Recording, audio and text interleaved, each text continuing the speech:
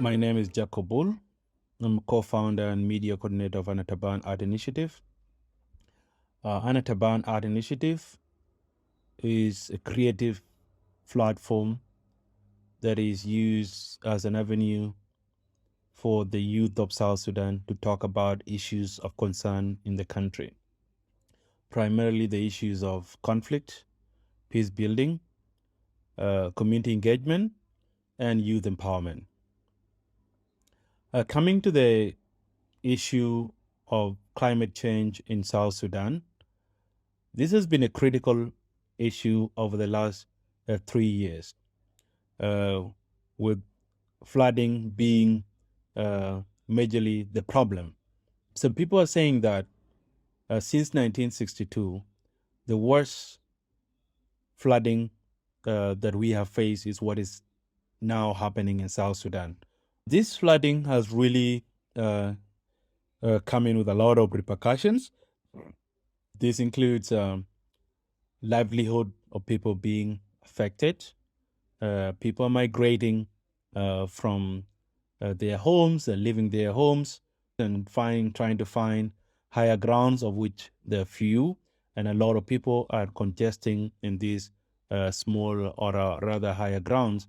And there are also issues of conflict because people are living there, their homes, and there's friction between host community and the migrant or the people who are coming in. And also with the congestion in these places, there is, with the current uh, health situation that the world is facing, the global pandemic of COVID-19, I think, it has also been another factor. But then also with regards to flooding, people are facing waterborne diseases, and there is also hunger because people have lost their livelihood, their source of livelihood, and they have no land to farm in, and they do not have, their cattle are dead, and it become a major challenge. There's been a bit of intervention. The community associations have also tried to intervene in helping their people, though some of these interventions are short terms. And also some CBOs have tried to step in and help the situation by providing either mobilizing people to do dikes and providing buying sacks to be able to to use for the constructions of dikes, sending food materials to these people who are affected, and also sending some sanitary kits to the affected victims, and also giving like fishing nets and mosquito nets for people to be able to live through this flooding situation. The government have also intervened. They have earmarked 10 million US dollars to be able to help the flood affected victims. And also a number of humanitarian organizations are also coming in to help the flood affected victims in the country.